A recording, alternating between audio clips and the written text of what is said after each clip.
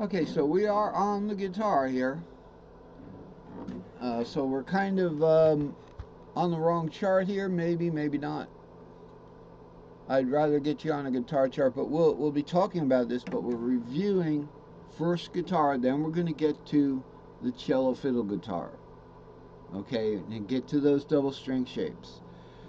The difference between the caged and the modal string shapes, one string. By the way, one string on the guitar, one string on the cello, exactly the same. Down tune C.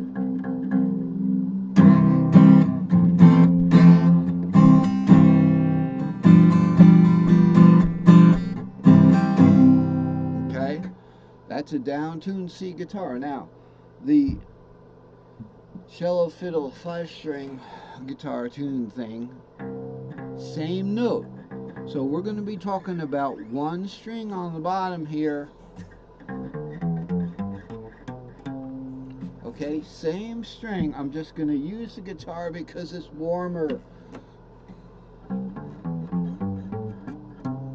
Okay, when I'm talking about caged string shapes, one string, and then those string shapes, they map that onto the next strings, just with the interval, the string interval in between. In cage, we're going to start here on D. So D would be,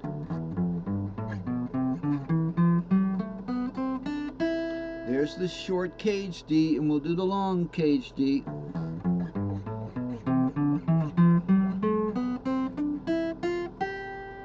That's the long cage. It goes this way. There's no reason to worry about this particular note. See how if we were starting here and we had, we want to play this D right here,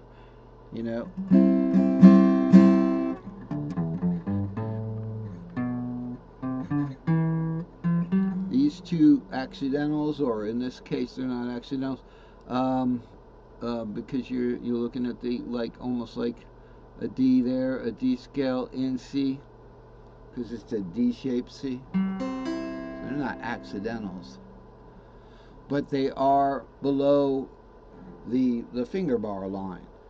So that's the drawback for the cage shapes. But with the modal shapes, we always go away from the fret nut.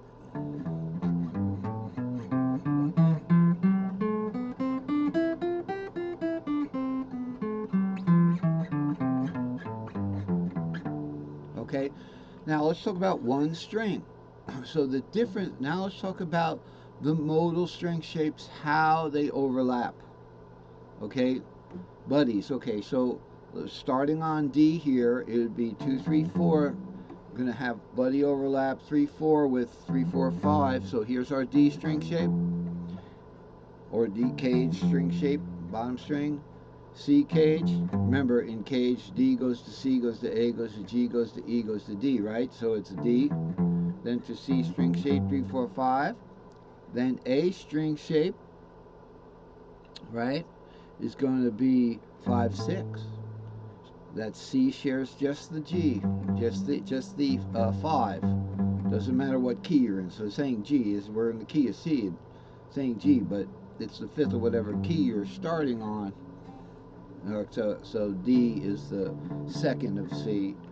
All right, so it's 5, 6, and then it's sharing the 6, 7 root is the G in the word cage, and then the E in the word cage is 7 root 2, buddies, 7 root here, 7 root 2, and then back to octave.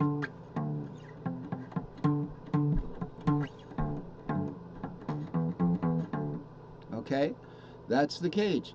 Now we have time to cover the modal string shapes, and we'll see what overlaps there. Remembering and keeping in mind, this is a cello chart up there, and this bottom string is the same.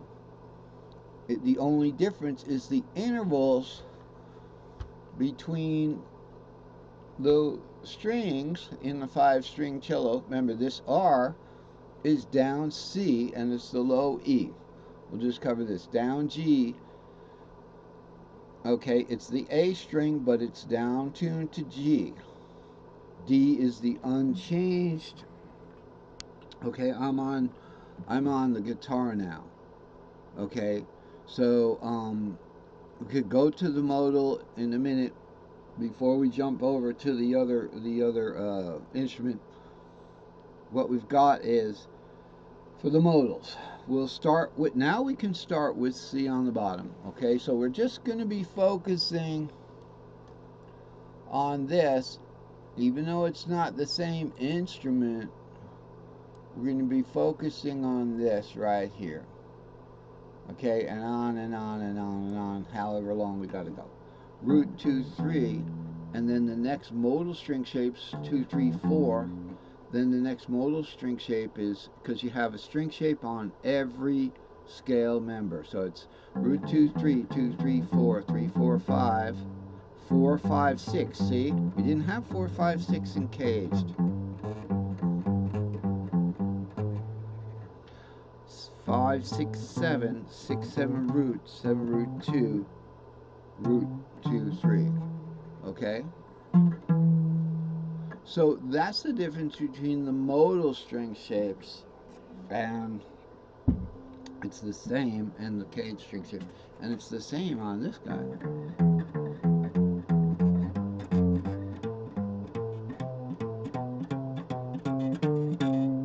Okay, so those are the string shapes. In the long, I call the modals the long, and the cage is the short. Okay, so I wanted to just break the ice again with you guys. I've got things that I have to get to. I don't want to plan to miss a meeting. I've got to take care of some livestock and stuff, just birds. So let's finish this up. So did you know that I've been working on the cello guitar? I'm waiting for extra E string so I can move this E string to the 5th string. And we were talking about that with the cello guitar. We could look at this, but this isn't the most interesting, but I'm just going to mention it. Again, with the 5 string, the E string is going to be the 5th note. Remember, we're down tuned now.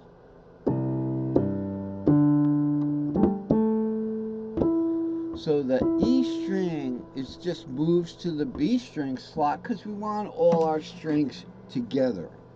All right, we don't want to have a skip there. So we take the B string out, I believe. Oh no, we move the B string.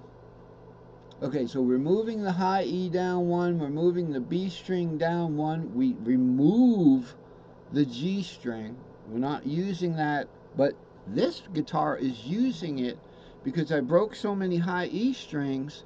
I strung them wrong and they just kept breaking. I had to figure out what was I doing wrong, and we'll have a correction video on that. So the safe way is just E string's the same up here, unchanged. D string's the same down here, unchanged.